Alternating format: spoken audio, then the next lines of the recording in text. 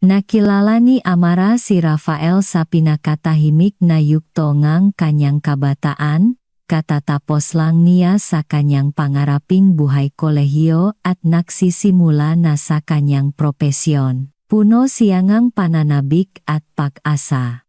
Siya noon ay isang bagong empleyado ngang media relations sa isang masigla at modernong advertising agency sa Makati.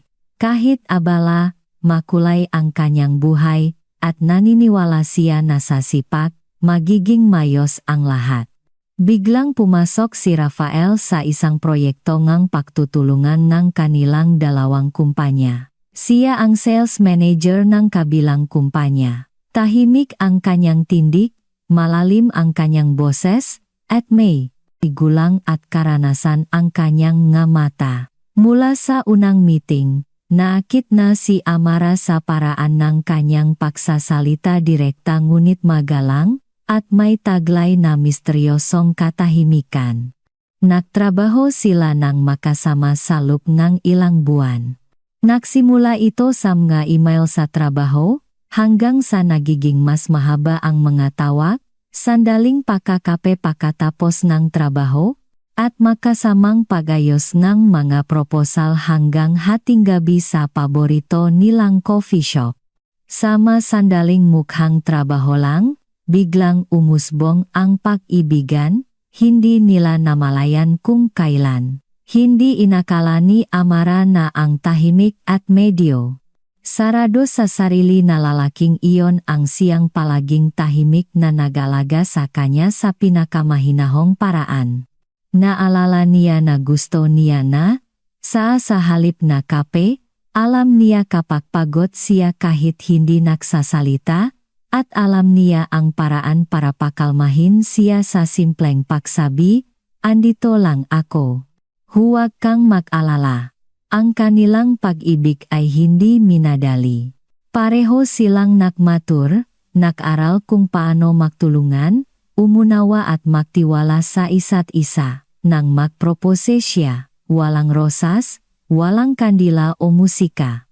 Sa isang tahimik na gabi pagkatapos ng mahabang araw, inilagay niya ng dahan-dahan ang singsing sa kanyang kamay at sinabi, gusto kong makasama ka mula ngayon at magpakailanman. Tumango si Amara, napaluha.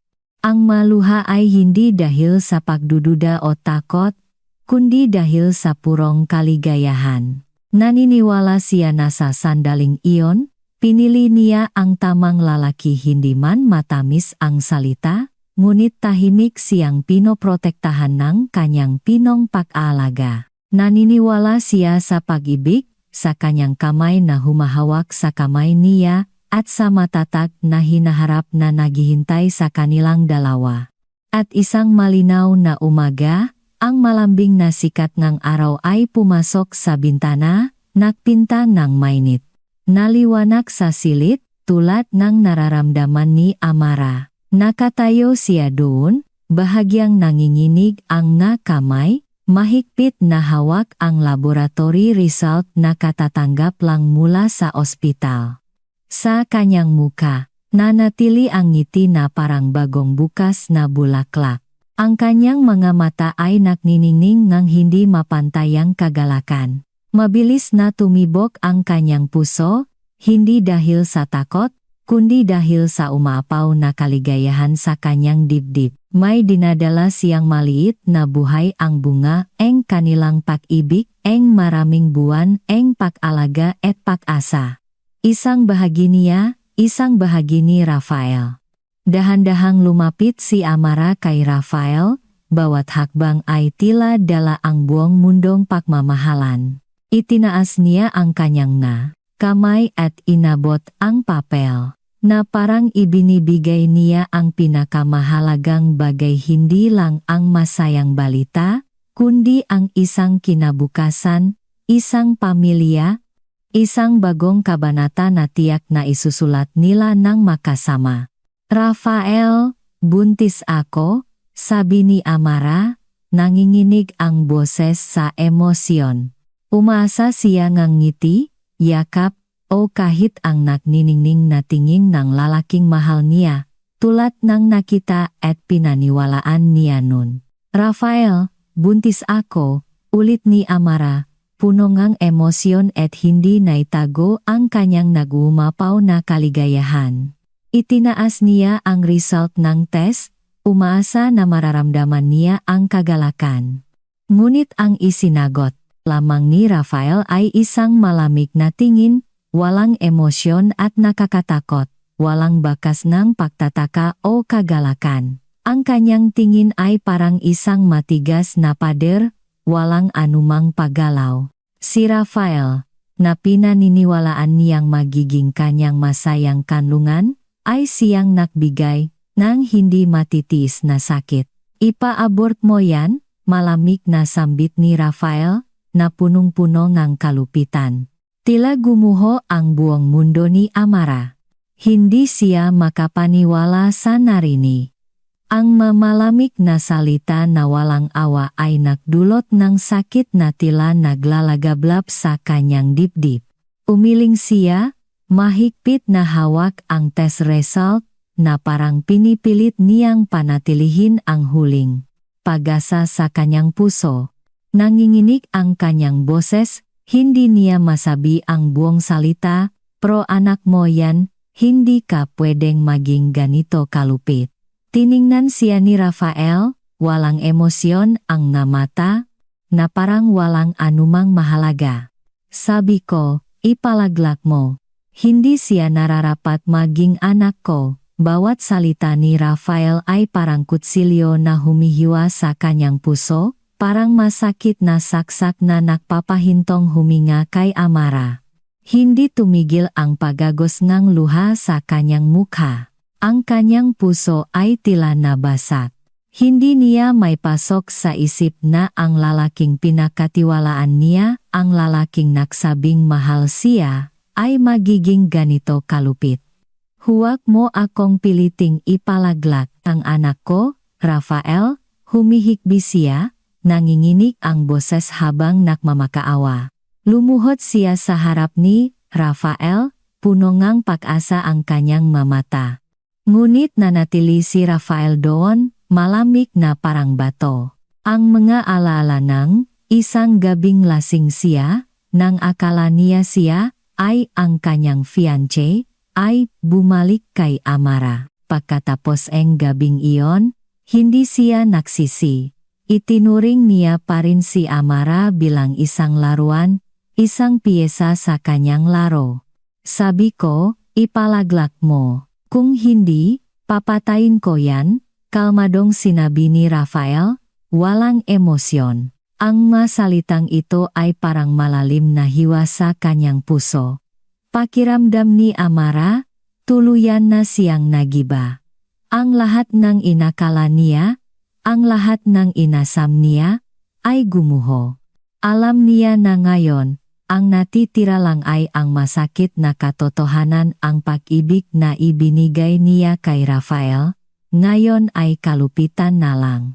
Hindi tumigil si Amara sa pag-iyak. Ang kanyang mga hikbi ay humalo sa malamig na katahimikan ng gabi. Ang pakiramdam ng sakit at kawalan ng pag-asa ay umaalpas sa kanya, sumasakal sa kanyang dibdib. Ang sama mo. Bakit mo ginagawa ito, anak mo rin siya? Sigaw niya sa sakit, sinusubukang panatilihin ang kaunting dignidad na natitira. Ngunit ang sagot lang niya ay ang malamig na katahimikan. At pagkatapos, isang malakas na sampal ang dumapo sa kanyang muka, na nagpabigla kay Amara. Hinawakan niya ang kanyang muka, nakatingin kay Rafael sa matinding sakit. Ang pulaang sampal ay nagsimulang lumitaw sa kanyang maputing balat, at sa kanyang puso, ito ay tila tuluyan ng nabasak. Tiningnan siya ni Rafael ng malamig, ang kanyang boses ay punong-puno ng kalupitan. Gusto mo akong labanan? Sige, itago mo kung gusto mo, pero tandaan mo, hindi ko kailangan ang maruming batang ito. Tinalikuran niya siya, ang kanyang malamig na hakbang ay umalis sa silid, naiwan si Amara na nakaupo sa malamig na sahig. Hindi tumigil ang pag-agos ng luha, humalo sa matinding sakit sa kanyang puso. Ang pakiramdam ng pagtataksil. Kahihiyan lahat ay tila alon na humahampas sa kanya. Nang gabing iyon, tahimik na nagdesisyon si Amara sa kanyang puso, inukit ang sakit at pagkasuklam na ibinigay ni Rafael sa kanya. Napakalaking sakit kaya hindi siya makahinga, ngunit hindi siya sumuko. Nagdesisyon siyang umalis, dala ang isang sikreto na hindi malalaman ni Rafael, kambal ang kanyang mga anak. Ang maliliit na buhay na iyon ay hindi kailanman malalaman na mayroon silang ama na naging napakalupit. Pagkatapos ng ilang panahon, sa paliparan isang masikip na lugar, ngunit lahat ng mata ay nakatingin sa isang babaeng nasa mangga 30s. Nakasuot siya ng eleganteng itim na damit, mamahaling itim na high heels, may suot na sombrero at itim na sunglasses na nagbibigay ng misteryosong imahe.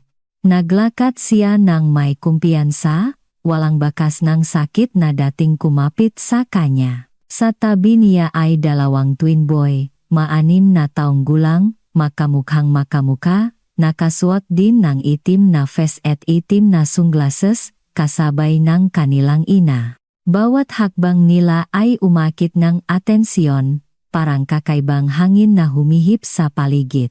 Bahagyang tumingin si Amara, napansin ang atensyon ng lahat, nag-alala, lumingon siya sa dalawang bata, may pagkaasar ang boses ngunit puno ng pagmamahal.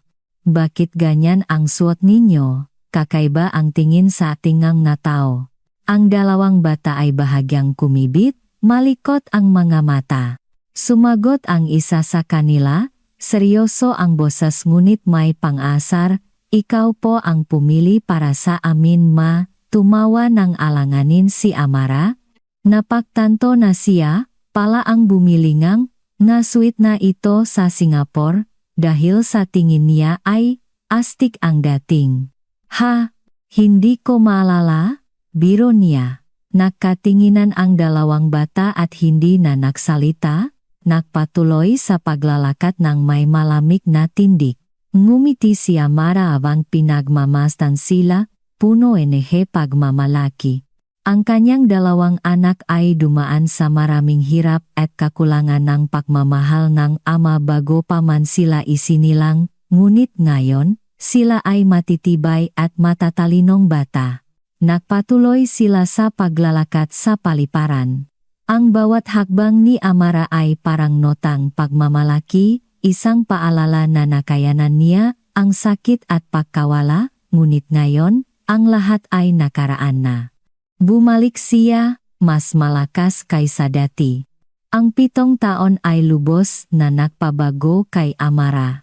Hindi na siya ang mahina at madaling masaktan na babae noon. Ngayon, siya ay isang maganda, matagumpay, at may posisyon sa lipunan. Bumalik siya sa bansa bilang managing director ng isang malaking branch ng isang dayuhang kumpanya. Ang kanyang mga mata ay naglalaman ng kumpiyansa at talas, bilang patunay ng pag-unlad at lakas na nakamit niya pagkatapos ng lahat ng pagsubok. Gayunpaman, hindi niya makalimutan ang masakit na nakaraan, at alam niya na balang araw, haharapin ni Rafael ang makahihinatnan ng kanyang madesisyon. Lumabas si Amara sa paliparan. Ang kanyang kagandahan at alindok ay umakit sa lahat ng mata. Sa kanyang mapagmataas at mayabang na tindig, kasama niya ang kanyang dalawang kambal na anak, sina Miguel at Mateo. Ang tatlo ay bumuo ng isang perpektong larawan, na umakit sa atensyon ng lahat sa paligid. Kinibit ni Miguel ang kanyang balikat, nakangiti ng may pagkamalikot. Ngumiti si Amara, nagniningning ang mamata sa pagmamalaki. Maganda si Mama, at guwapo rin kayo. Hindi ba astig, at nakakaakit tayong tatlo na nakasuot ng itim? Napakaraming tao ang nakatingin sa atin. Nagkatinginan sina Miguel at Mateo, pagkatapos ay nagbuntong hininga. Kahit mahal nila ang kanilang ina, hindi nila maiwasang maasiwa sa kanyang labis na kumpiyansa. Ang pagiging mayabang ni Amara ay nagpatigil sa kanila at nagpatawa sa kanila. Pagkatapos, sumakay ang maginang taksi at nagtungo sa kanilang bagong biniling kondominium sa gitna ng siyudad. Ang modernong condo ay may 3 kuwarto, maluwang na sala, at kumpletong kusina, perpekto para sa isang maliit na pamilya. Mula sa balkoni, matatanaw nila ang nagniningning na tanawin ng siyudad sa gabi, isang perpektong lugar para sa magabingang pagpapahinga. Pagdating sa bahay, agad na pumasok si Amara sa shower at pagkatapos ay humiga sa sofa, nanonood ng pelikula, parang nag-enjoy sa buhay, habang abala sina Miguel at Mateo sa paglilinis ng bahay. Lumapit si Miguel, mukhang may gulang, hawak ang mop, at nagtanong, "Ma, hindi ka maglilinis?" Umupo si Amara, ipinagmamalaki ang kanyang anak. "Kayo na ang maglinis, tinuturuan ko lang kayo. Kailangan ninyong matutong magtrabaho sa bahay. Malalaman ninyo balang araw, kailangan ninyong tulungan ang inyong asawa. Napakahirap ngang trabaho nila. At, gender equality rin. Kung hindi magpapahirap ang asawang lalaki, ano ang silbi niya?" Si Mateo, na nagpupunas ng bintana, ay lumingon at tumango, "Tama si Mama, tama ang lahat ng sinasabi niya."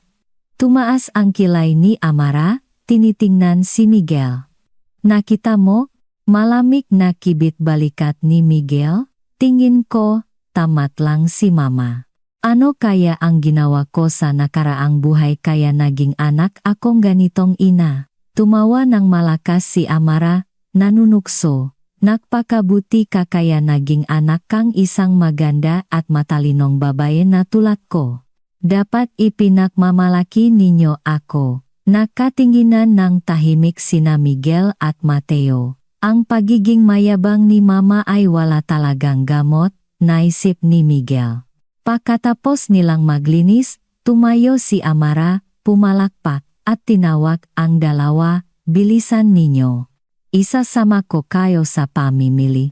Dinala niya sila sa pinakamalaking mall sa siyudad para bumiling damit, aklat, at school supplies bilang paghahanda para sa pasukan. Kahit nagbago ang buhay, naglakad pa rin ang magina ng may pagmamalaki, kumpiyansa, at determinasyon. Sina Miguel at Mateo, kahit minsan ay nararamdaman ang labis na kumpiyansa ni Mama, ay humanga sa kanyang katatagan at lakas na nagbigay ng matibay, malayang, at determinado na pamilya. Pagpasok sa mall, masayang lumingon si Mateo, nagniningning ang mga mata nang makita ang milk tea counter.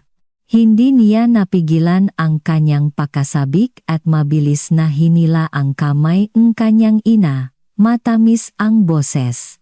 "Ma, isama mo ako, bilhan mo akong milk tea. 2 taon na akong hindi nakainom, gustong-gusto ko na." Ngumiti si Amara, nanunukso, "Hindi pwede. Hindi dapat adik sa milk tea ang malalaki, narinig mo? Dapat, beer ang iniinom ninyo kasama ko." Nagulat si Mateo, habang tumawa naman si Miguel sa nakakatawang sagot ng kanyang ina. Alam ni Amara na kahit matigas ang panlabas na anyo ng 2 bata, minsan, ang maliliit na kagalakan na tulad nito ay sapat na para maging masaya sila. Gayunpaman, tinuruan siyang buhay, na maging matatak at mature. Nang aakayin na sana niya ang 2 anak, biglang may kakaiba siyang naramdaman. Isang lalaki ang nakatayo sa harap niya, may dalang shopping bag, at nakatingin ng matindi sa kanya. Sa sandaling iyon, nakaramdam si Amara ng pamilyar na pakiramdam, ngunit hindi niya maalala kung saan niya ito nakilala. Tiningnan siya ng lalaki mula ulo hanggang paa, ang mga mata ay nagniningning sa pagtataka na may halong kagalakan. Amara yen, ikaw ba yan? Tanong niya, kakaiba ang boses. Kumunot ang nuni Amara, naiinis. Sino ka? Bakit mo alam ang panggalan ko? Hindi kita kilala. Puno emosyon ang mukhang lalaki. Nagbuntong hininga siya. Saan ka nagpunta sa loob ng 7 taon? Alam mo bang hinanap kita sa lahat ng dako? Tiningnan siya ni Amara ng may pagtataka, pagkatapos ay tumawa ng mapanukso. Nababaliw ka ba? Sino ka ba talaga at alam mo ang pangalan ko? Nagbuntong hininga siya, dahan-dahan ang boses na parang sinusubukang pukawin ang kanyang alaala.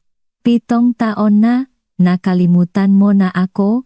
Wala ka bang naalala tungkol sa akin? Ngumiti ng mapait si Amara, malamig ang sagot. 7 taon na, lolo. Paano ko malilimutan?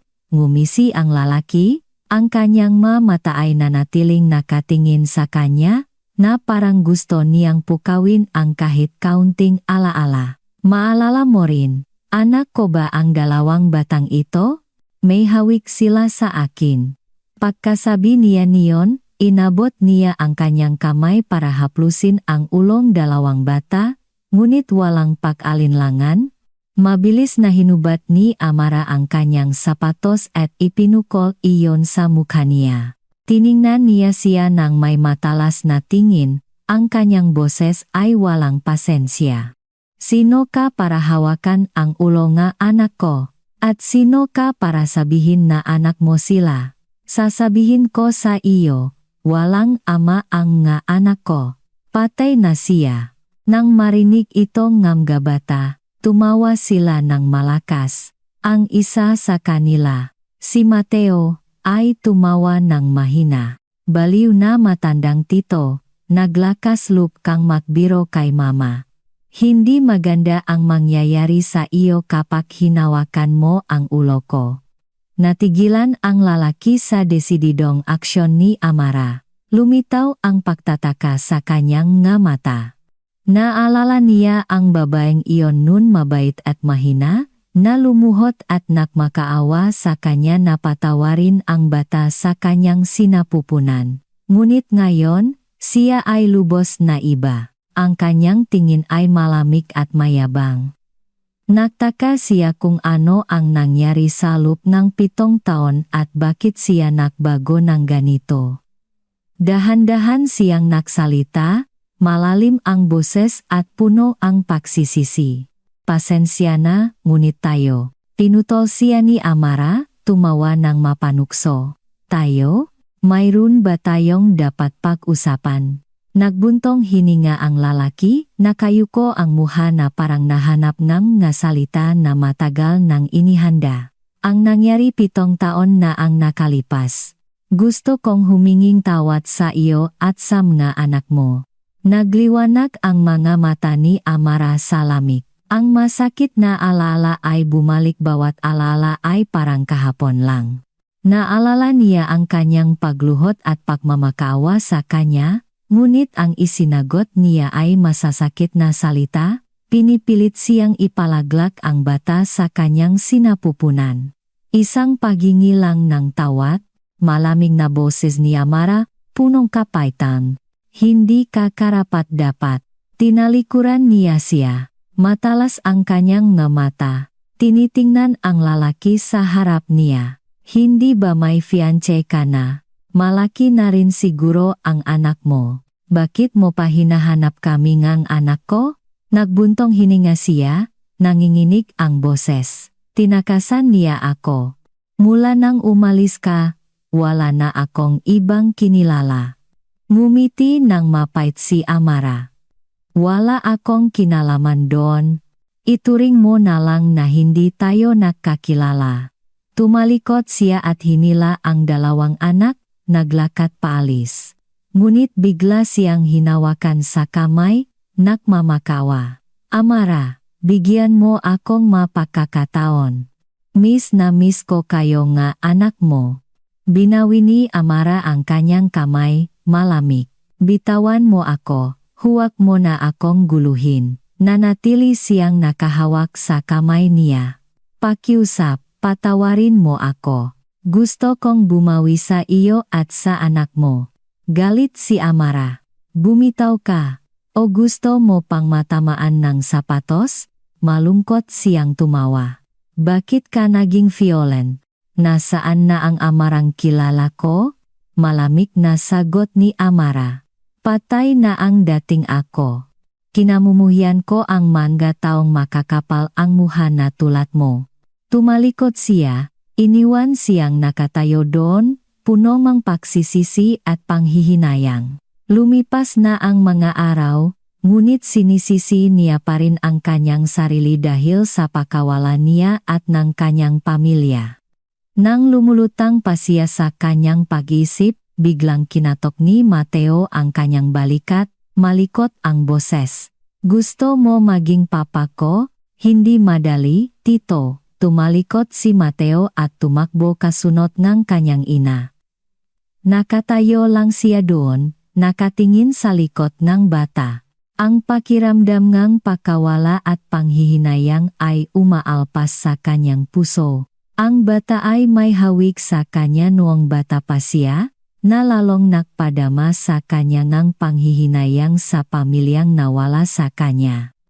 Ngunit hindi siya sumuko, umaasa na balang araw, patatawarin siya ni Amara, kahit alam niyang ang sagot ay maring hindi kailanman maging malinaw.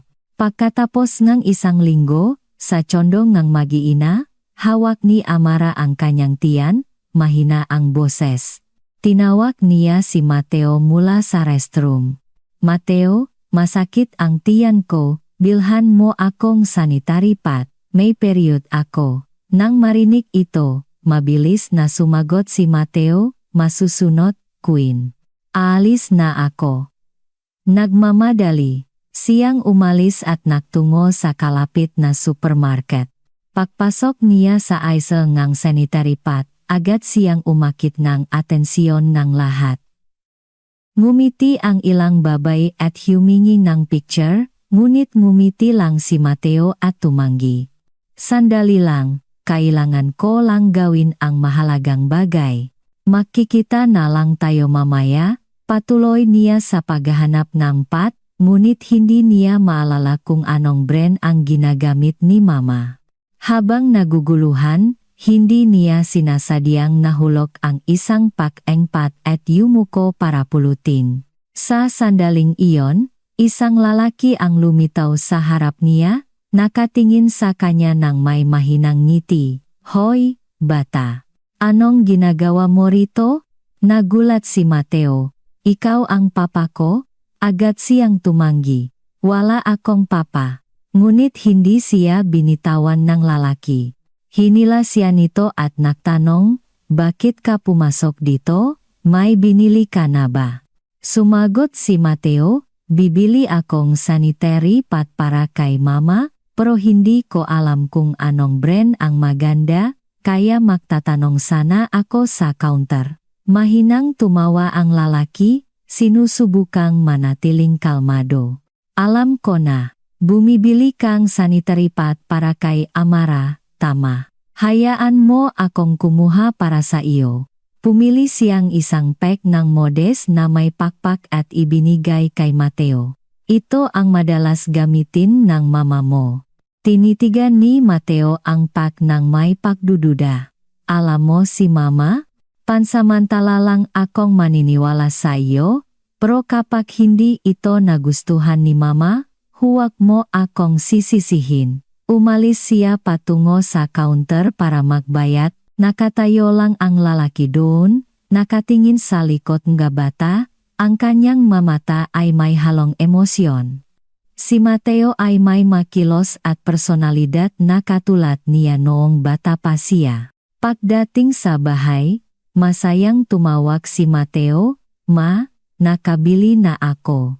Inabot niya ang sanitary pad sa kanyang ina. Tiningnan niya iyon, nagulat. Ito ang binili mo? Tama ang brand na madalas kong gamitin. Paano mo nalaman? Kumamot sa ulo si Mateo. nakilala ko ang tito na nakita ko nung nakaraan sa supermarket. Siya ang kumuha nito para sa akin at sinabi niya na ito ang madalas mong gamitin. Medyo natigilan si Amara, nakaramdam ng pagkalito. Paano pa rin niya naalala ang detalyeng ito? Tanong niya sa sarili. Ngunit pinakalma niya ang sarili. Siguro nakataon lang. Hinaplos niya ang buhok ng kanyang anak at mahinang sinabi, "Sige, tawagin mo na ang kuya mo para mag-aral." Nag-alangan si Mateo. "Ma, ano ang koneksyon mo sa tito na iyon? Bakit ang dami niyang alam tungkol sa iyo?" Seryosong sagot ni Amara. "Wala kang papa, sinabi ko na sa iyo. Huwag mo nang babanggitin iyon, okay?" Yumuko si Mateo, dahan-dahan. "Pasensya na, ma. Hindi ko kailangan ng papa. Tatawagin ko na si kuya." Habang naglaho ang anino ni Mateo, nakaramdam ng kirot si Amara sa kanyang puso. Dapat na mayroon ang maanak niyang ng isang kumpletong pamilya, may papa at mama, tulad ng ibang bata. Ngunit bago pa man sila isinilang, iniwan na sila ng kanilang papa. Sinubukan niya ang lahat para bumawi, ginampanan ang papel ng papa at mama. Ngunit alam niya na kahit gaano siya kahirap magtrabaho, hindi niya mapupunan ang puwang na iniwan ng papa. Bumalik ang masakit na alaala, sinisisi niya ang sarili na naging napakatanga para magtiwala at magmahal kay Rafael. Akala niya, kapag nagmahal siya ng buong puso at nagbigay kaligayahan, mananatili siya sa tabi niya. Ngunit sa huli, iniwan niya sila para makipagkasal sa iba. Lalo siyang nakaramdam ng kapaitan at galit kay Rafael, at nakaramdam ng pagkasuklam sa sarili dahil sa pagmamahal sa isang lalaking tulad nito. Pagkatapos ng 2 araw, unang araw ni Amara sa trabaho pagkatapos niyang bumalik sa bansa. Itinalaga siya bilang manager sa bagong bukas na branch ng kumpanya at makikipagtulungan siya sa 2 pang manager, ngunit hindi pa niya alam kung sino sila. Nakatayo sa harap ng gusali ng kumpanya, nagulat siya. Kahit katamtaman lang ang laking kumpanya, napaka-modernong gusali. Huminga ng malalim si Amara, naghanda, at pumasok, dumiretso sa manager's office para magpakilala. Pagdating sa pinto, kumatok siya ng mahina. "Pasok," sabi ngang isang malalim na boses mula sa loob. Tinulak niya ang pinto at pumasok. Nagulat siya nang makita ang lalaking nakaupo sa harap niya. "Magandang araw. Ako po ang inilipat mula sa Singapore para maging manager dito." Kalmado siyang nagpakilala, ang kanyang nga mata ay nakatitik sa lalaki. Tumingala si Rafael. Ang kanyang nga mata ay nanigas nang makilala siya. "Ikaw ba yan?" Hindi naitago ni Amara ang kanyang pagtataka. Lumayo siya ng isang hakbang, nabalisa ang kanyang boses. "Bakit ikaw?" Sa harap niya ay si Rafael, ang lalaking sinadya niyang iwan 7 taon na ang nakalipas. Siya pala ang isa sa mga manager na makakasama niya sa trabaho. Ayaw niyang harapin siya araw-araw, ngunit alam niya na hindi madaling makuha ang trabahong ito. Ngumiti si Rafael, tumayo at lumapit. "Oh, ako ang main manager dito. Masaya akong makatrabaho ka." Ngunit lumayo si Amara. Malamig ang kanyang tingin. "Huwag ka nang makipakamay. Talaga, isang karangalan para sa akin." Nahihiya si Rafael, ngunit sinubukan niyang manatiling kalmado. "Bakit ka naging malamig sa akin? Gusto ko lang." Pinutol siya ni Amara. Ang kanyang boses ay puno ng panghahamak na nakpatigas sa kanya. Kahit malamig ang kanyang mga salita, nakarungang bahagyang pag-asa sa puso ni Rafael. "Hindi niya ako lubusang iniwasan," sabi niya sa sarili. Naniniwala siya na balang araw, dahil sa dalawang anak, patatawarin siya at babalik sa kanya. Sa puso ni Rafael, may isang tahimik na panalangin, Amara, patawarin mo ako, babawi ako sa iyo at sa mga anak mo. Nang tumalikod si Amara, nakaramdam siyang walang katapusang pagsisisi. Siya pa rin ang babaeng hindi niya pinahalagahan noon. Ang kanyang masalita at aksyon ay parang isang hindi mapapatawad na hatol. Ngayon, kailangan niyang harapin ito. Pinanatili ni Rafael ang kanyang kalmado, ngunit hindi niya mapigilang magtanong, pwede mo ba akong itrato tulad ng ibang tao?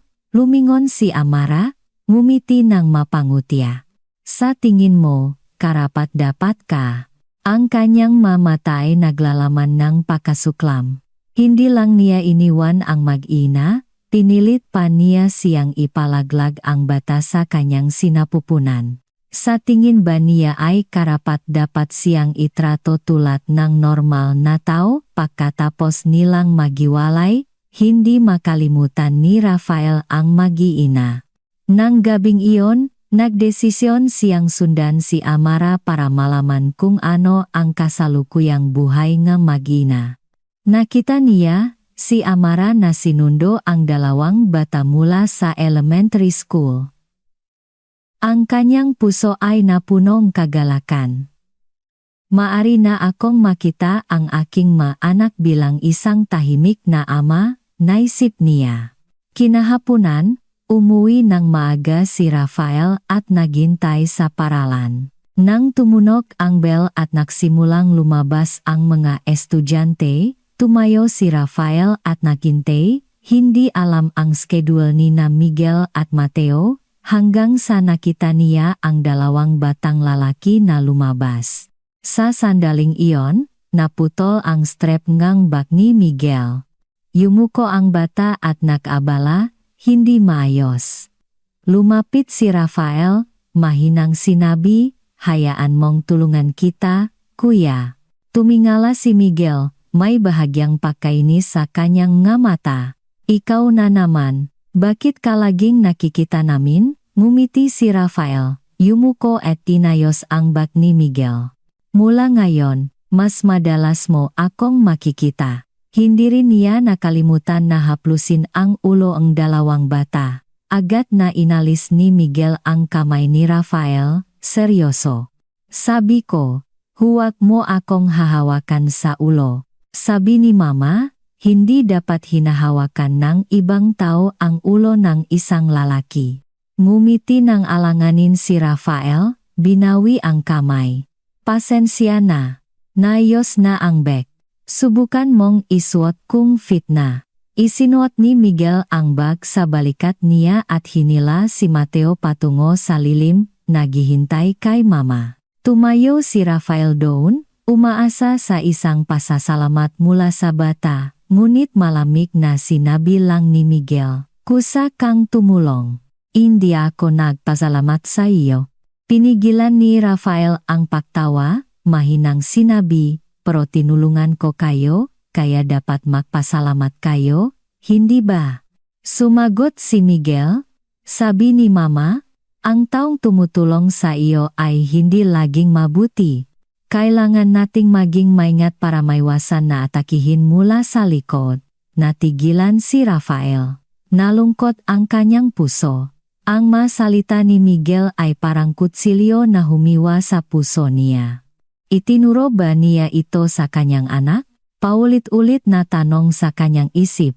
Siguro nawalan ng tiwala si Amara sa lahat dahil sa ginawa ko, ngumiti ng mahina si Rafael, tinitingnan ang dalawang matatalinong bata sa harap niya. Tama palagi ang mama ninyo. Pero, kung hindi kayo magpapasalamat, pwede bang palitan ng iba? Tinitigan siya ni Miguel ng may pagtataka. Ano? Ibinaba ni Rafael ang kanyang boses, parang isang imbitasyon. Hindi pa kayo sinundong mama ninyo. Gusto ba ninyong kumain kasama ako sa kabilang stall? Nagugutom ako, at nahihiya akong kumain mag-isa. Nag-alangan si Mateo, ngunit hindi niya naitago ang kanyang pakasabik. Sige, hindi ko alam kung mayroon kang issues kay mama, pero nagugutom kami, kaya pansamantala akong maniniwala sa iyo. Tumango si Rafael, masaya. Ganyan, mabait. Ngunit seryoso si Miguel. Pero, tandaan mo, kapag may ginawa kang mali kay mama, hindi kita patatawarin. Huwag mong isipin na ang kaunting pagkain ay makakapagbago ngang pagkakamali mo. Natigilan si Rafael. Hindi niya inakala na ang isang simpleng salita mula kay Miguel ay magiging ganito kabigat. Pagkatapos ng sinabi ni Miguel, natigilan si Rafael, hindi makapagsalita. Hindi niya inakala na ang isang 6 na taong gulang ay makakapagsabi ngang ganitong malalim at mature na mga salita. Sa puso ni Rafael, tumindi ang pagsisisi, at nakaramdam siya ngang awa sa sakit na dinanas ni Amara at ng kanyang maanak. Sinisi niya ang sarili, nawalan ng pag-asa kung paano babawi sa managawa niyang pagkakamali. Ngunit sa kanyang puso, sinabi niya sa sarili na kung makakaroon pang pagkakataon, susubukan niyang gawin ito. Sige, tara na, sabi ni Rafael, na kunwari na hindi apektado ng seryosong paalala ni Miguel. Dinala niya ang 2 batang lalaki sa isang kalapit na restoran at umorder ng pagkain. Nang maayos na ang lahat, naalala ni Rafael ang kanyang pangako tungkol sa milk tea. Ay, nakalimutan kong magtanong, anong lasa ng milk tea ang gusto ninyo, para makabili ako? Tinitigan niya si Miguel nang may pag-alala. Mabilis na sumagot si Miguel, gusto ko, tsokolate. Tumango si Rafael, pagkatapos ay lumingon kay Mateo. Ikaw, Mateo? Masayang sumagot si Mateo, gusto ko, tsokoa. Huwag mong kalimutang bumili ngang may black pearl ha. Masarap daw iyon, hindi pa ako nakakainom. Oh, sige. Kumain muna kayo at hintayin ninyo ako, malelait ang mama ninyo, kaya ihahatid ko kayo, ngumiti si Rafael, hinaplos ang ulong 2 bata bago lumabas. Kahit alam niyang hindi ito gustong 2 bata, hindi niya mapigilan ang pagnanais na maging malapit sa kanyang mga anak. Pagkatapos ng 30 minuto, bumalik si Rafael na may dalang 2 cup ng milk tea. Bago iyon, nag-text siya kay Amara at sinabing ihahatid niya ang 2 bata para hindi na siya mag-alala. Habang pinakmamasdan ang 2 bata na masarap kumain, napunong kaligayahan ang puso ni Rafael. Umupo siya sa tabi nila, tahimik na pinakmamasdan, at bihira siyang ngumiti sa kanyang mukha. Biglang naisip ni Rafael, sana nandito rin si Amara. Kung ganun, magiging perpekto ang sandaling ito.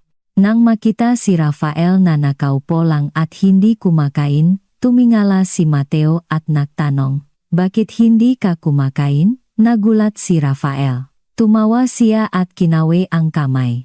Ay, hindi ako gutom. Kumain lang kayo. Tinitigan siya ni Rafael, may pagtataka si Miguel. Bakit bigla kang naging mabait sa amin? Walang lason ang pagkain, di ba?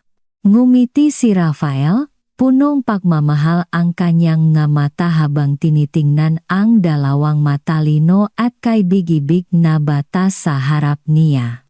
Kahit nawalan siya ngang pagkakataon na makasama sila, ang kanyang puso ay puno ngang kaligayahan dahil nakaupo siya kasama nila. Kung gusto ninyo, magiging mas mabait ako sa inyo sa hinaharap. Kung gusto ninyo, maaari ko kayong dalhin araw-araw para kumain. Gusto ba ninyo? Ang boses ni Rafael ay punong pag-asa, parang isang taos-pusong pangako.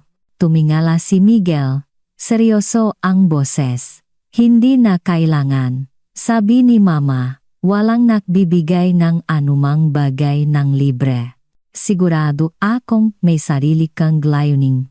Ngayon, bilang pasasalamat na lang, kaya sinunod namin ang request mo. Tiningnan ni Rafael ang desididong nga mata ni Miguel. Hindi niya maiwasang maramdaman na ang batang ito ay talagang parang isang kuya na palaging nagpoprotekta at nag-alaga sa kanyang kapatid. Inabot niya ang kamay at hinaplos ang buhok ng bata, mahinang sinabi, "Sige. Sa susunod, isasama ko ang mama ninyo para maging panatak kayo." "Pero, hindi ko pa alam ang pangalan ninyo," patuloy ni Rafael. "Matagal na tayong nakikita." Seryosong nagpakilala si Miguel, "Ako si Miguel, at ito ang kapatid kong si Mateo." Tiningnan niya si Rafael, hindi inalis ang tingin sa kanya. "Ang gaganda ng pangalan, kaibig-ibig din kayo." Pumasok si Amara sa restauran, napansin si Rafael na nakaupo kasama sina Miguel at Mateo. Hindi niya napigilan ang kanyang galit.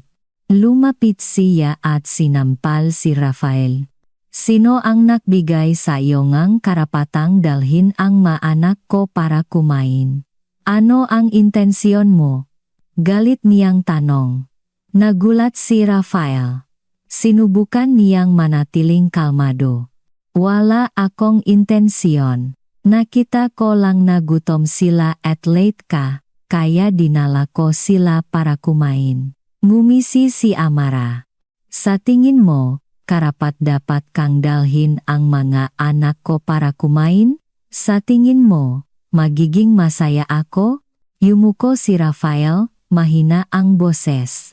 "Pasensya na, namiss ko lang ang maanak ko." Tiningnan siya ni Amara, malamig ang kanyang nga mata. "Nang iwan mo kami, namatay na ang pag-ibig na ibinigay ko sa iyo." Lumingon siya, hinawakan ang kamay ng dalawang anak at umalis, iniwan si Rafael na nakatayo doon, puno ng pagsisisi at kalungkutan. Alam ni Rafael na ito ang presyo na kailangan niyang bayaran para sa kanyang mapakakamali, ngunit sa kanyang puso, umaasa pa rin siya na balang araw, mapapatawad siya ni Amara. Sa dampawi, nakaramdam ang gihat si Amara. Ayaw niyang makita si Rafael, ngunit kailangan niyang harapin siya ngayon, na nagpabalik sa lahat ng kanyang emosyon. Pagdating sa bahay, nag-alala sina Miguel at Mateo. Nakita nila na malungkot ang kanilang ina. Nagtanong si Miguel, "Malungkot ka, ma, dahil ba sa tito na iyon?" Umiling si Amara, "Dahan-dahan. Hindi, pro. Mula ngayon, hindi kayo sasama sa kanya." Narinig ninyo? Tinitigan siya ni Mateo, nagdududa ngunit may pag-unawa. "Sino ba talaga ang tito na iyon? Sa tingin ko, hindi siya masamang tao."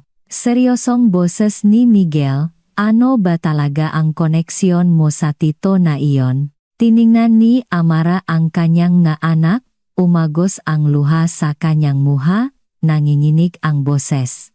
"Siya ang lalaking umalis sa amin. Ang lalaking gustong patayin kayo noong nasa sinapupunan ko pa kayo." Tiningnan ni Miguel ang kanyang ina, nag-aalala. "Ma, mahal mo pa ba siya?" Mabilis na umiling si Amara, "Hindi. Umiyak ako dahil naawa ako sa inyo." Dahan-dahang pinunasan ni Miguel ang luhang kanyang ina. "Huwag kang umiyak, ma, hindi siya karapat-dapat. Hindi kami malungkot, sapat na ang mayroon kami sa iyo." Dagdag pa ni Mateo, "Tama si kuya. Huwag kang umiyak, ma. Magiging mayos tayo."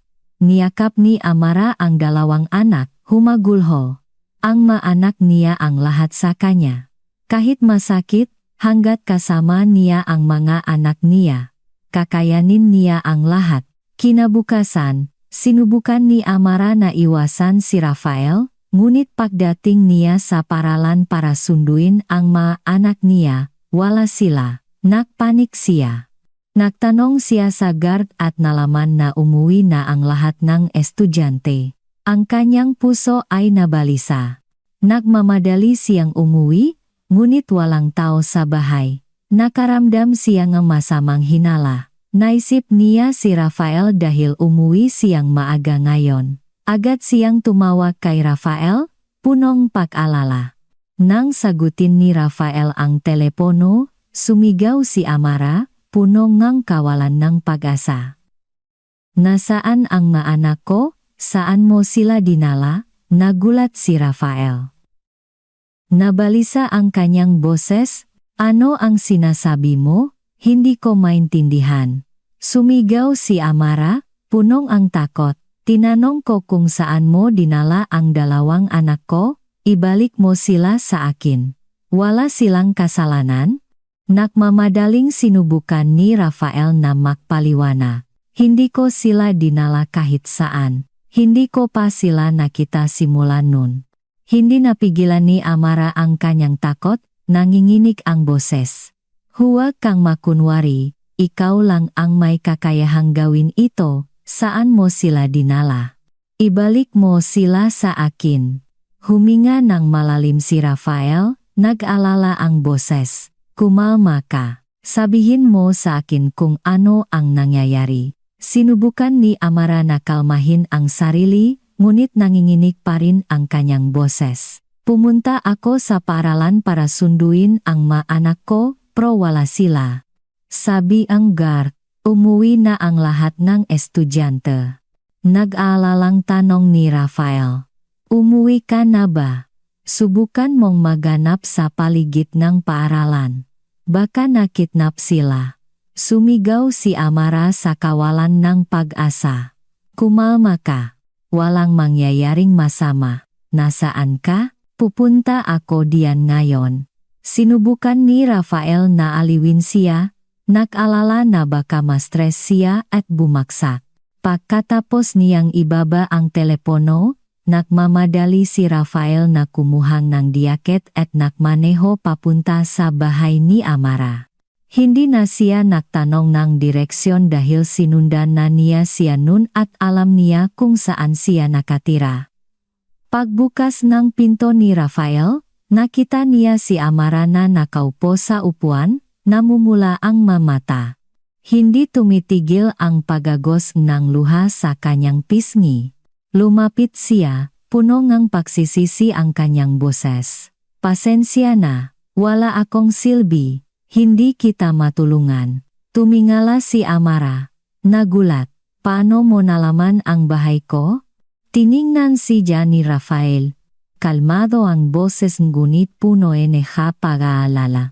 Huwag mo nang isipin iyan. Ang mahalaga ngayon ay hanapin natin ang nabata. Tatawag akong pulis para humingi ng tulong. Tumango si Amara, nakakaramdam ng pakalito at kawalan ng direksyon. Pwede tayong mahanap sa mastal sa paligid ng paaralan. Mabilis siyang tumawag ng pulis at inalalayan si Amara papunta sa kotse. Sinimulan nilang mahanap sa buong gabi. Nagpunta sa lahat ng kalye, mula sa isang lugar patungo sa iba. Ang dilim ay bumalot sa siyudad.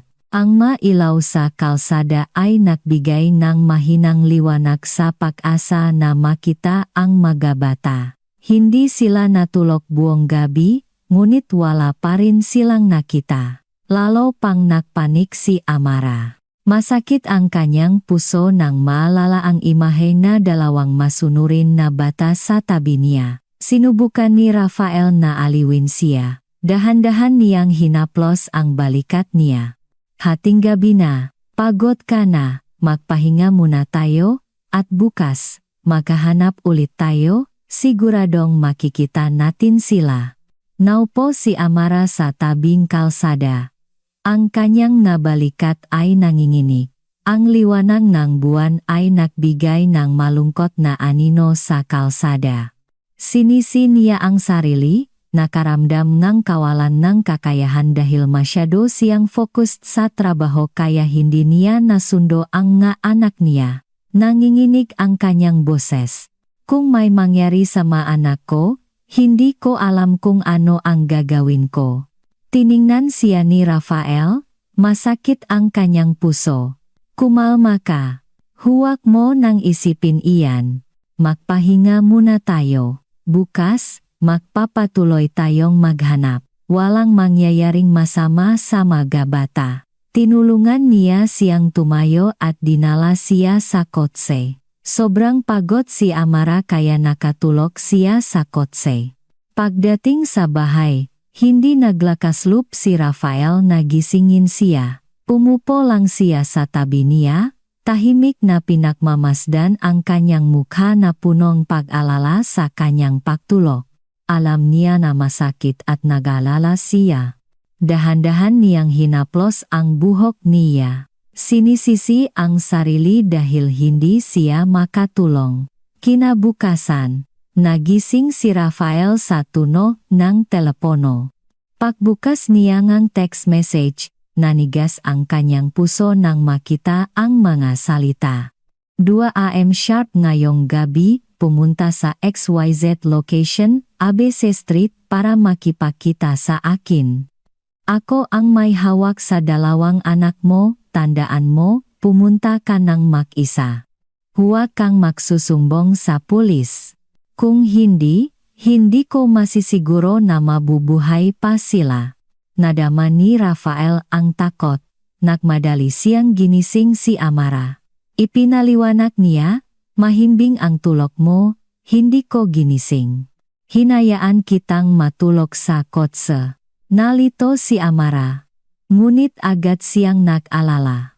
May balita ba ang pulis tungkol sa mga anak ko? Umiling si Rafael. Ibinigay niya ang telepono sa kanya. Wala pa, pero nakatanggap akong text message na ito. Tingnan mo. Pagkatapos basahin, nanginginig ang mga kamay ni Amara. Ang kanyang boses ay humina. Hindi siya humihingi ng pera.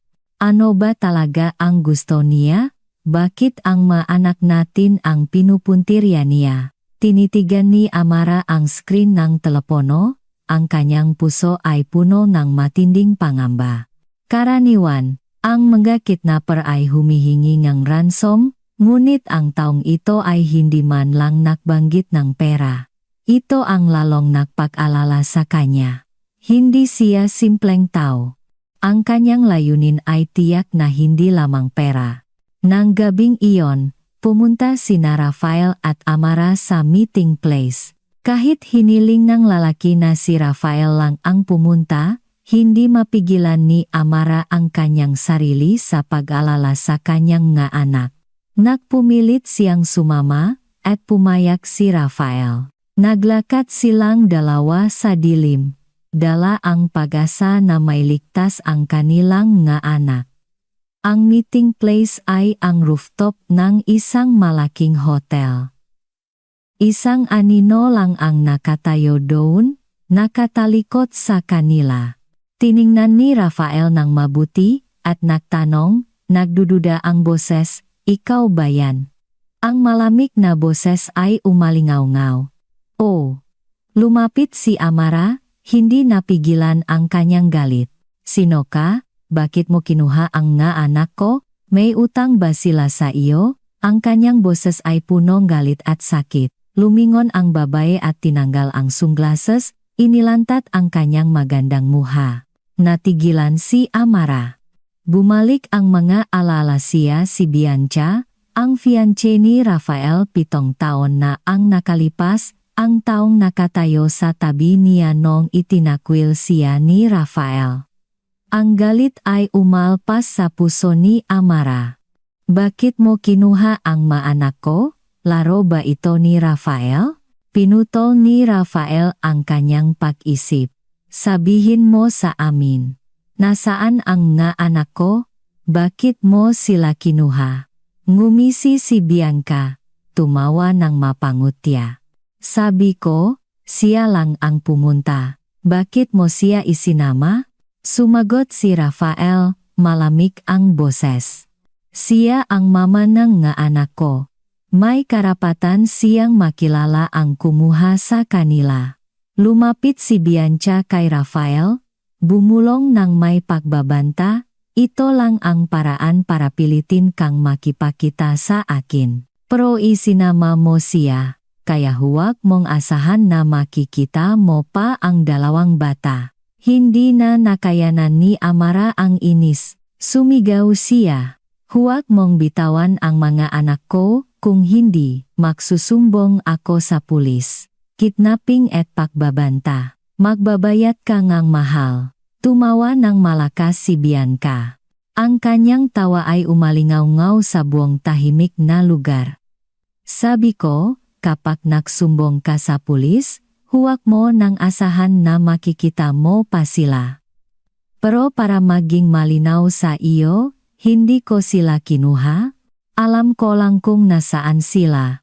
Mahigpit na kinuyom ni Rafael ang kanyang kamao, sinusubukang pigilan ang kanyang galit. Ano ba talaga ang gusto mo? Tiningnan siya ni Bianca, mayabang ang kanyang mamata. Simple lang. Isang gabi kasama ka. Tumawa ng mapanukso si Rafael. Ang kanyang boses ay punong panghahamak. Wala ka bang dignidad? Sa tingin mo ba gusto kong makasama ang isang babaeng tulad mo? Kumibit si Bianca, walang takot. Bahala ka. Kung hindi ka papayag, huwag mong asahan na makikita mo pa sila. Hindi na nakayanan ni Amara. Nagsalita siya. Ang problema ninyong dalawa, bakit ninyo idinamay ang mga anak ko? Ano ang kasalanan nila para dumanas ngang ganito? Ngumisi si Bianca, tinitigan si Amara. Ang kanyang nga mata ay puno nga hamon. Huwag kang mag-alala. Kung gagawin niya ang sinabi ko, pakakawalan ang nga anak mo. Rafael, ano ang desisyon mo? Tinitigan siya ni Rafael, puno ngang galit. Ang sama mo, bakit ako na naman ang pinupuntirya mo? Bakit mo idinamay ang magbata? Wala silang kasalanan. Naintindihan mo ba ang sakit ng isang ina kapag kinukuha ang kanyang maanak? Tumigil si Bianca, ngunit pagkatapos ay ngumiti. Kailangan mo lang sumagot. Gusto mo ba o hindi? Tiningnan ni Rafael si Amara, nakita niyang tahimik siya. Naguguluhan ang kanyang puso. Gusto niyang iligtas ang maanak niya, ngunit ayaw niyang gumawa ng anumang pagkakamali sa kanya. Nagdulot siya na, labis na sakit sa kanya sa buong buhay niya. Ang pakiramdam ng pagsisisi ay umaalpas sa kanyang puso, ngunit alam niya na kung walang gagawin, hindi na niya makikita ang naanak niya. Nagpatuloy si Bianca, punong pagbabanta ang boses. Kung hindi ka papayag, isang tawag lang sa telepono, at hindi mo na makikita ang magbabata. Biglang humagulhol si Amara at lumuhod sa harap niya, nanginginig ang boses. Pakiusap, iligtas mo ang maanak ko, Rafael. Nagpanik si Rafael. Agad niya siyang inalalayan at pinunasan ang kanyang luha. Hindi niya maintindihan kung bakit niya ginawa iyon, ngunit napunong mapagsisisi ang kanyang puso. Siya ang nagdulot ng sakit na ito sa mag-ina. Pasensya na. Gagawin ko ito para sa mga anak natin, humihikbi siya. Nakatayo lang si Bianca, mapangutya ang mga mata. Sapat na mahal mo ba siya? O dahil sa pakiramdam ng pagsisisi sa nakaraan, tinitigan ni Rafael si Bianca, malamig ang boses. Wala kang kinalaman doon? Tumawa si Bianca, punong hamon. Kung ganon, sagutin mo na ako? Gusto mo ba o hindi? Tiningnan siya ni Rafael ng may panghahamak, ngunit pagkatapos ay tumango, desidido ang sagot. Sige. Isang gabi, walang pangalan, walang pananagutan. Ngumisi si Bianca, masaya? Sige, sumunod ka sa akin. Tiningnan niya si Amara at sinabi, tatawag ako at ibibigay ang address kung saan susunduin ang mabata. Pero kailangan mo siyang samahan. Mabilis siyang tumawag, ibinigay kay Amara ang isang pirasong papel na may address. Pagkatapos, lumingon siya. Hinawakan ang kamay ni Rafael, at umalis. Tiningnan sila ni Amara na umalis, mabigat ang kanyang puso, ngunit hindi niya sila pinigilan. Binuksan niya ang papel, nagmadali siyang nagtungo sa address para sunduin ang mga anak niya. Mahigpit niyang niyakap ang dalawang bata sa kanyang dibdib. Ang kanyang puso ay parang gumaan pagkatapos ng lahat ng pag-alala. Tiningnan niya ang inosenteng muhang kanyang nga anak. Tahimik siyang nangako na ayusin niya ang kanyang trabaho para masundo sila sa tamang oras, para maiwasan na dumanas ng sakit ang nga anak niya. Okay lang ba kayo? Pasensya na. Nag-alala ako sa inyo, humihikbi si Amara. Tiningnan siya ni Miguel, malungkot ang mamata. Huwag kang umiyak, ma. Okay lang kami. Niyakap din siya ni Mateo, inosente ang muka ngunit hindi naitago ang kanyang pag-alala. Hinaplos ni Amara ang buhok ng dalawang bata, kinalma ang sarili. Nang tumingala si Amara, nakita niya si Rafael na nakatayo doon, puno ng sakit ang kanyang nga mata habang tinitingnan siya at ang kanyang nga anak. Tahimik siyang tiningnan ni Amara, hindi nagsalita. Ang kanilang relasyon ay hindi na may babalik tulad ng dati. Kahit sinubukan niyang ipakita ang pag-alala at pagmamahal, ang ginawa niya sa kanya ay napakalalim para mayos sa isang iglap. Tiningnan ni Rafael ang dalawang bata, nakaramdam ng pagka-guilty.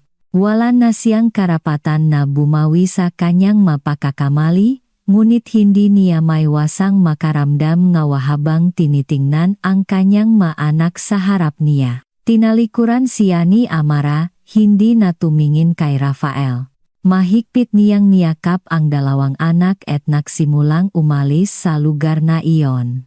Ang nangyari ngayon ay lalo lang nagpakita sa kanya kung ano ang dinanas niya at kailangan niyang maging mas malakas para protektahan ang kanyang nga anak. Nakatayo lang si Rafael, nabalisa. Magiging masaya ang buhay ninyo nang wala ako, bulong niya sa sarili.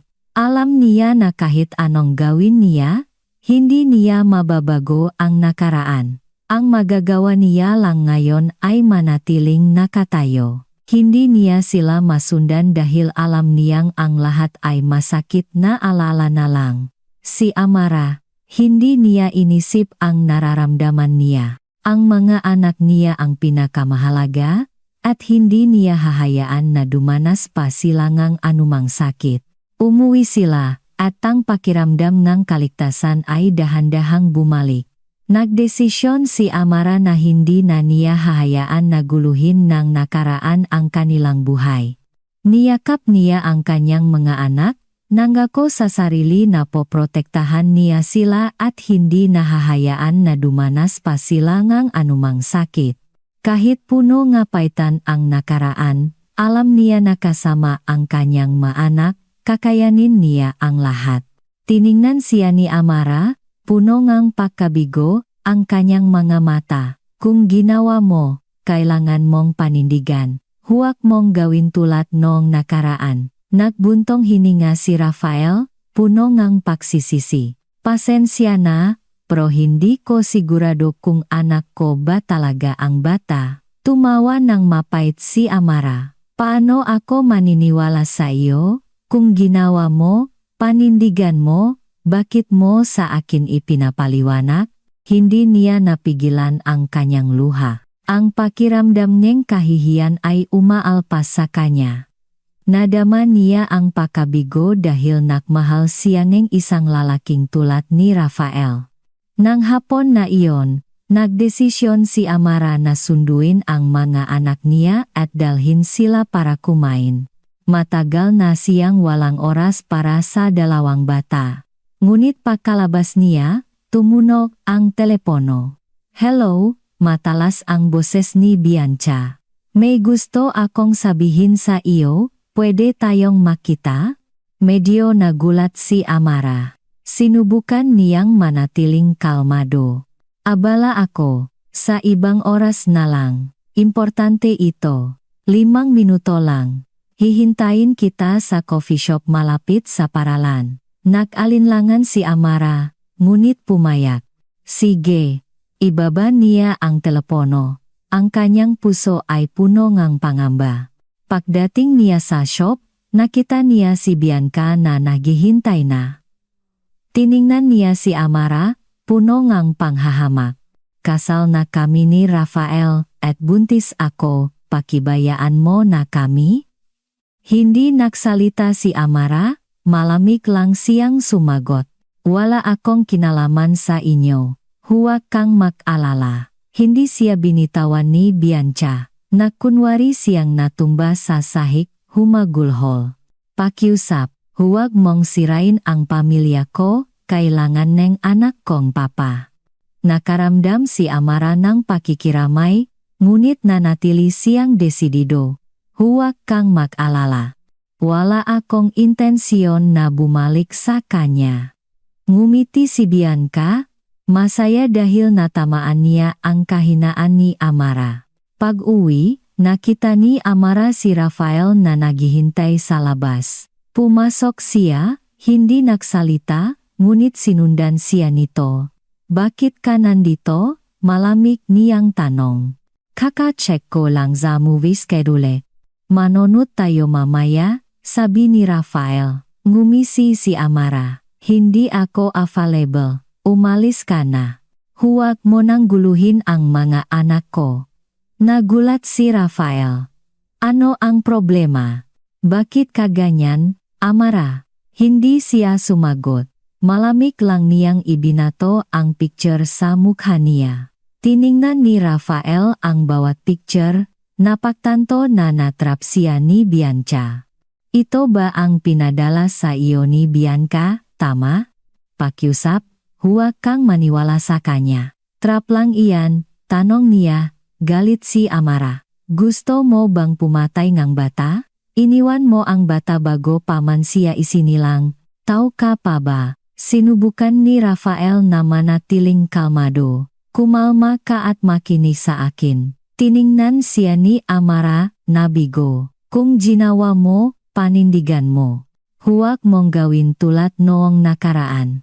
Nagbuntong hininga si Rafael, puno mapagsisisi. Pasensya na, pero hindi ko sigurado kung anak ko ba talaga ang bata. Tumawa ng mapait si Amara. Paano ako maniniwala sa iyo? Kung ginawa mo, panindigan mo. Hindi niya napigilan ang kanyang luha. Ang pakiramdam ng kahihiyan ay umaalpas sa kanya. Ang imahe ni Rafael ngayon ay nagdulot ng pakabigo sa kanya dahil nagtiwala siya sa lalaking iyon. Pagkatapos ng 3 araw, hindi pumasok si Rafael sa trabaho. Siguro iniwasan niya si Amara o abala siya sa kanyang bagong asawa. Nang bumalik siya sa kumpanya, pumasok si Amara sa kwarto na may dalang mga dokumento, ngunit tiningnan niya siya ng malamig. Amara, pasensya na, malungkot ang boses niya. Nagulat siya, pagkatapos ay ngumiti ng mapanukso. Pasensya na? Sa tingin mo ba ang simpleng pasensya ay makakapagbawi sa lahat ng sakit? Nag-alangan si Rafael. Pasensya na sa lahat. Nangako akong hindi ko naiwan ang mag-ina niya. Ngumiti ng mapait si Amara. Wala akong kinalaman doon, huwag kang mag-alala. Tumalikod siya at umalis, ang kahihiyan ay pumigil sa kanya. Wala siyang magawa para baguhin ang sitwasyon. Sa tuwing haharapin niya siya, mas lalo siyang nakakaramdam ng hiya. Ipinanganak na ni Bianca ang kanyang anak, at mula nun, naging malamig si Rafael sa kanya. Tuluyan na siyang tinalikuran, hindi na nag-aalala o umaasa na mapapatawad pa ni Amara. Sinabi ni Amara sa sarili na mali siya dahil umasa siyang magbabago siya. ngunit ang kanyang puso ay nasasaktan pa rin sa katotohanan na tuluyan na siyang umalis sa kanya at sa kanyang mga anak. Isang araw, habang nagtatrabaho, tumunog ang telepono ni Rafael. Nang makita niya ang numero mula sa DNA testing center, mabilis niya itong sinagot. Hello, mula ako sa DNA testing center. Mayroon na kaming resultang DNA test sa pagitan mo at ng bata, sabi ngang staff. Huminga ng malalim si Rafael. Ang kanyang boses ay humina sa pagkanerbiyoso. May resulta na? Ano ang resulta? Tanong niya, mababa at punong pag-alala. Itinulak ng staff ang papel sa harap niya. Ayon sa resulta, wala kayong blood relation. Hindi rin pareho ang blood type ninyo. Natigilan si Rafael. Hindi siya makapaniwala sa narinig. Sigurado ba kayo sa resultang ito? Tanong niya ulit. Masaya siya, ngunit puno ngapaitan. Tumango ang staff. 99% na tama ang resulta. Kung may pagkakamaliman, baka nakamali ka sa pagdala ng sampel. Natigilan si Rafael. Ang pakiramdam ng pagtataksil ay umalpas sa kanya. Niloko pala ako ni Bianca. Pinilit niya akong panindigan ang isang bata na hindi ko anak. Pag-uwi, tiningnan ni Rafael si Bianca ng may galit. Ang kanyang puso ay umapaw sa galit. Lumapit siya, malamig ang boses. Bakit mo ako niloko? Sa tingin mo, madali akong maloko? Nagulat si Bianca. Nakunwari siyang walang alam. Ano ang sinasabi mo? Hindi ko maintindihan.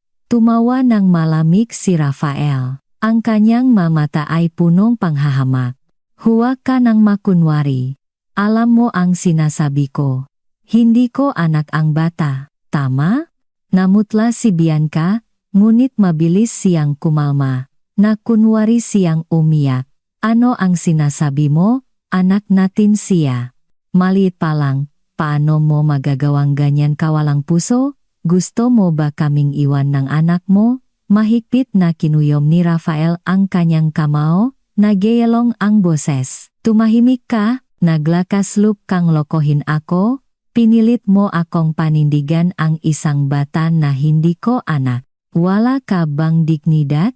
Ibinato niya ang DNA test result sa muka ni Bianca, punong pagkasuklam at pagsisisi. Hindi siya makapaniwala na nagtiwala siya sa isang sinungaling na tulad niya. Umalis si Bianca, namutla at umiyak. Nagsisinungaling iyan, si Amara ang nagplano ngang lahat, gusto niya akong saktan. Hindi na napigilan ni Rafael. Malakas niyang sinampal si Bianca. Hindi si Amara ang tulad mo. Huwag mong isipin na ang lahat ay katulad mo. Nanlaki ang mamata ni Bianca. Masakit at galit siyang sumigaw. Kung hindi mo anak ang bata, sino ang ama? Bakit mo iwan ang anak mo dahil lang sa mawalang kwentang papel? Naalala mo ba noong nasira ang kondom natin? Malamig na sumagot si Rafael. Sino ang nakakaalam kung may iba ka pang lalaki? Naniniwala ako sa resultang DNA test, hindi sa isang sinungaling na tulad mo. Kumuyom ang labi ni Bianca. Mahigpit siyang humawak sa kanyang kamay. Tiningnan siya ni Rafael, hinamon siya. Kung matapang ka, patunayan mo na anak ko ang bata. Galit na galit si Rafael. Patuloy siyang nagsalita ng malamig. Maghiwalay na tayo. Bukas, magsusulat akong divorce paper at ipadadala sa korte.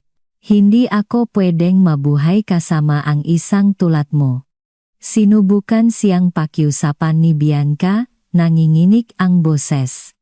Pero ang anak natin, kailangan niya nga pamilya. Ngumisi si Rafael. Hindi ka ba nahihiya na patuloy na sabihin na anak ko siya? Pinilit mo akong manindigan para sa isang bata na hindi ko anak, habang ang mga anak ko ay pinabayaan. Sumigaw si Bianca. Ano ang ibig mong sabihin? Kung hindi mo anak, sino ang ama? Sigurado akong nakamali ang test.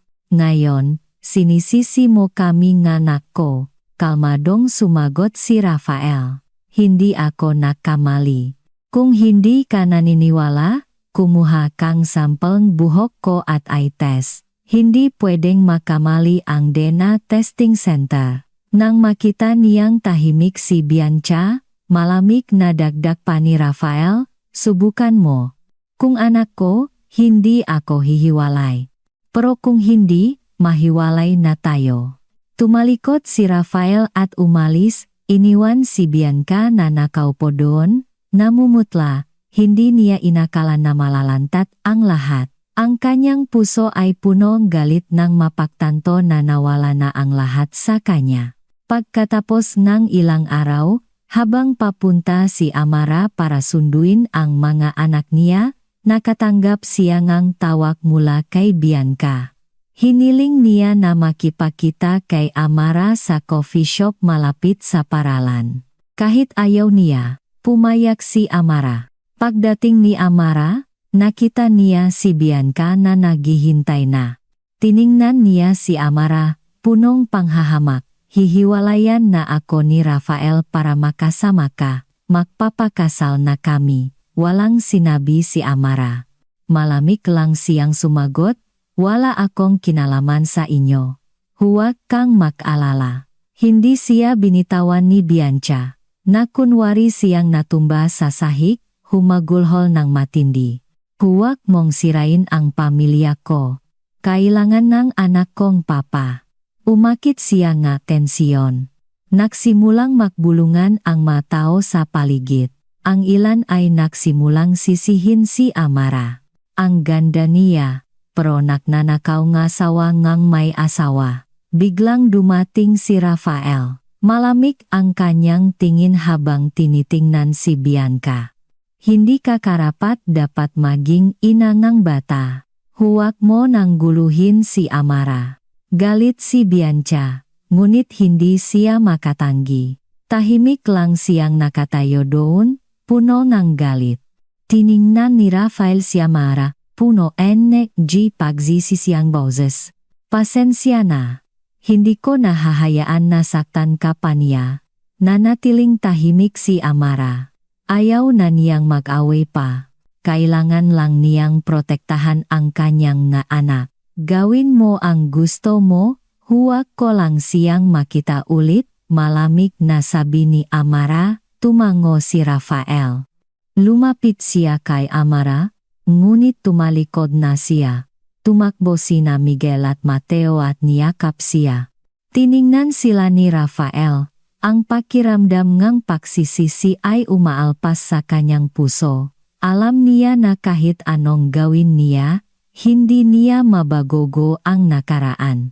Kailangan lang niyang protektahan ang mag-ina mula ngayon. Tiningnan siya ni Amara, punong sakit. Tahimik siyang tumalikod. Gusto siyang tawagin ni Rafael, ngunit hindi niya magawa. Saan ka pupunta? Mahina niyang tanong. Hindi lumingon si Amara, nagpatuloy lang siya sa paglalakad.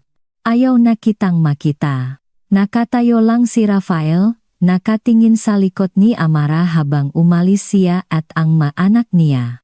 Ang pakiramdam ng pagkawala at pagsisisi ay umaalpas sa kanyang puso, at napagtanto niya na kahit anong gawin niya, hindi na may babalik ang lahat. Alam niyang nawala na sa kanya ang kanyang pamilya, hindi niya mabagogo ang nakaraan. Nakatayo lang siya doon, nakatingin sa anino ni na Amara at ng kanyang maanak, at pagkatapos ay bumalik sa kanyang tahimik na kwarto. Ang pakiramdam kalungkutan ay bumalot sa kanya. Isang tanong ang umalpas sa kanyang puso, may magagawa pa ba ako para ayusin ang lahat?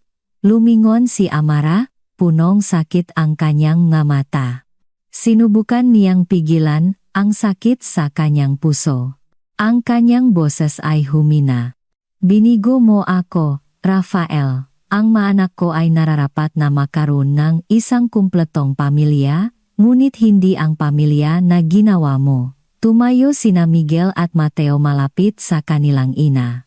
Malamig at walang pakialam ang kanilang mamata kay Rafael. Ang masalita ni Miguel ay nakpatigagal kay Rafael. Hindi namin kailangan ng papa. Ang kailangan lang namin ay si mama. Ang masalitang ito ay tila tumusok sa puso ni Rafael. Naramdaman niya ang malamig na tingin ng kanyang mga anak. Hindi niya mapupunan ang puwang na ginawa niya. Hinawakan ni Amara ang kamay ng kanyang maanak. Hindi na siya lumingon kay Rafael. Tumalikod siya, bawat hakbang ay mabigat ngunit puno ng determinasyon. Dala niya ang sakit na siya lang ang nakakaalam. Nakatayo lang si Rafael, punong pagsisisi. Ang napagingingang tawad at napangako ay wala ng saysay ngayon. Nagtanong siya sa sarili kung makakaroon pa ba ng second chance para magsimulang muli. Tinitigan ni Miguel si Rafael ng may matalas na tingin. Seryoso siyang nagpaalala. Kung makakamali ka ulit, hindi ka namin patatawarin ni Mama. Naramdaman ni Rafael ang responsibilidad na ipinasa ni Miguel sa kanyang balikat. Tumango siya, nanginginig ang boses. Naintindihan ko, nangangako akong hindi ko na kayo bibiguin. Lumingon si Amara at tiningnan si Rafael. Hindi siya nagsalita. Kahit nag-aalala at nagdududa pa rin siya, alam niya na at least, kinikilala ni Rafael ang kanyang responsibilidad. Nakaramdam siya nga kaunting panghihinayang, ngunit napakalaki ngang sakit kaya hindi na siya makapagpatuloy. Sige, sabi ni Amara, desidido ang boses. Kung gusto mong magsimula ulit, patunayan mo sa pamamagitan ng aksyon, hindi sa salita. Tumayo si Mateo sa tabi niya. Lumambot ang kanyang mamata, ngunit nagpaalala pa rin siya. Kailangan mong gawin ng mayos, Tito. Gusto lang namin ng masayang pamilya. Tumango si Rafael. Wala nang pagmamalaki o kayabangan. Gagawin niya ang lahat para bumawi sa kanyang nga anak. Tiningnan siya ni Amara sa huling pagkakataon, pagkatapos ay tumalikod at umalis kasama ang dalawang anak. Kahit nag-aalala pa rin siya, alam niya na at least may bagong direksyon na ang kanilang pamilya, kahit puno pang hirap ang daan. Nakatayo si Rafael at tiningnan ang likod ni na Amara at ng kanyang maanak punong ng determinasyon. Alam niya na kahit gaano kahirap, hindi niya isusuko ang pagkakataon na magsimulang muli para makabawi sa mapakakamali niya sa nakaraan. Sabi ni Amara, mahina ang boses ngunit punong tiwala ang kanyang mamata.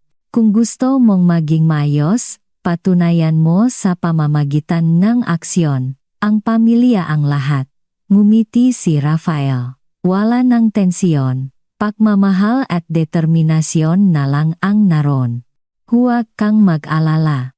Hindi ko lalabagin ang kontratang ito. Ang pamilya ko ang magiging priority ko.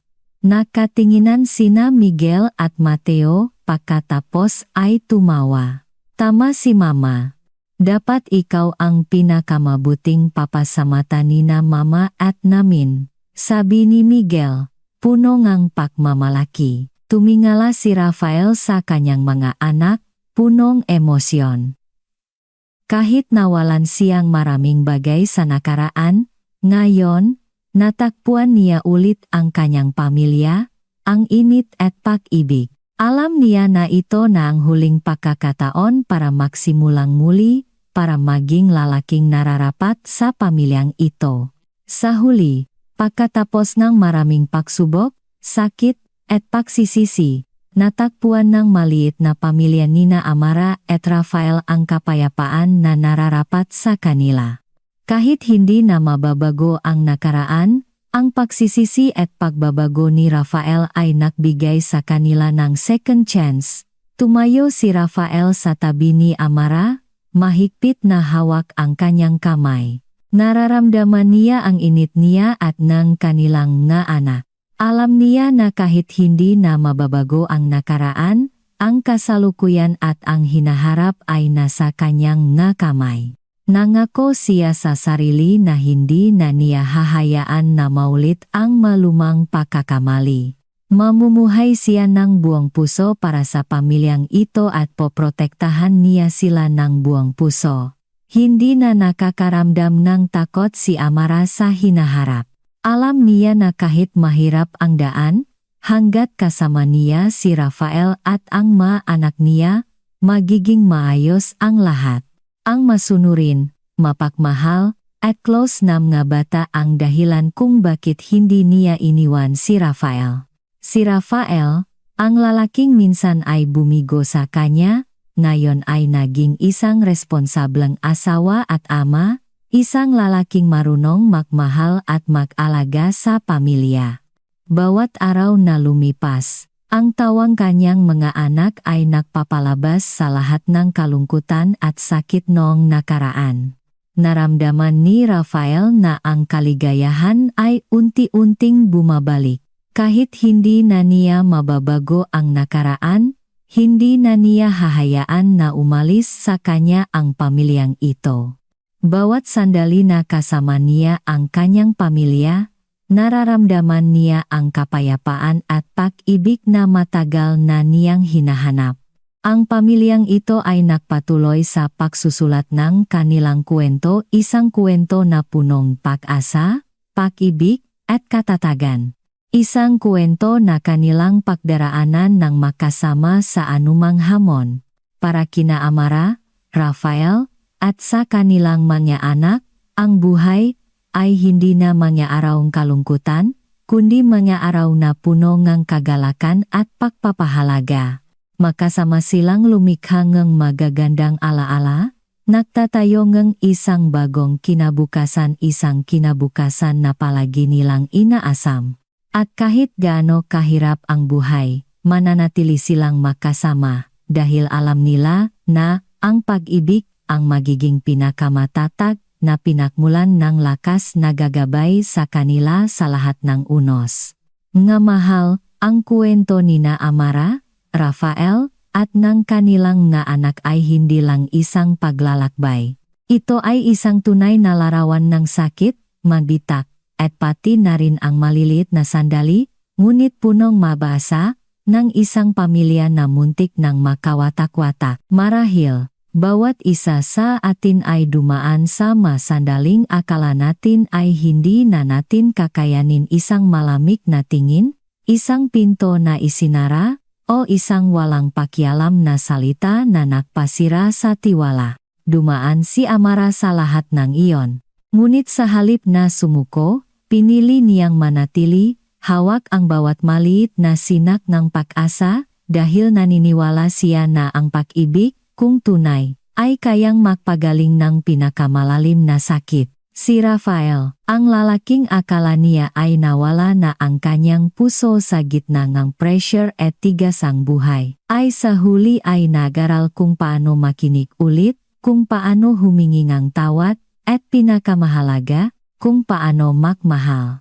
At ang mga bata, kahit maliit pa, sa kanilang inosenteng pagkatao, ay naging tulay. Ang liwanag na gumabay sa dalawang pusong akala nila ay maghihiwalay na. Ang kwento ay hindi isang fairy tale. Puno itong luha, kawalan ng pag-asa, at ng masandaling akala mo ay wala nang dapat pang panghawakan. Ngunit iyon ang nagpapatunay na ang paglalakbay na ito ay totoo at malapit sa ating lahat. Dahil sa isang mundo kung saan ang mahalagang pamilya ay minsan nawawala dahil sa mabilis na takbong buhay, mayroon pa ring mga taong handang magtiyaga para panatilihin ang isang tahanan, kahit nasira na ito. Ibinahagi namin ang kwentong ito hindi lang para ikuwento, kundi para ipaalala na ang pamilya, kahit hindi perpekto, ay ang tanging lugar kung saan tayo laging makakabalik. Kahit tinalikuran tayong mundo, ang pag-ibig ang tanging bagay na makakapagbagaling ang lahat ng sakit. Ngunit para patuloy na may palaganap ang mga kwentong tulad nito makwentong punong-puno ngang inspirasyon at pagiging tao kailangan namin ang inyong suporta. Isang like, isang comment, o isang share ay hindi lang pagsuporta sa channel, kundi paraan din para makatulong kayo na maabot ang mga mensaheng ito sa mas maraming tao. Samahan ninyo kami sa pagsusulat ng mga kwentong hindi patapos at magbigay nga lakas sa mga taong nawawala sa gitna ng bagyo.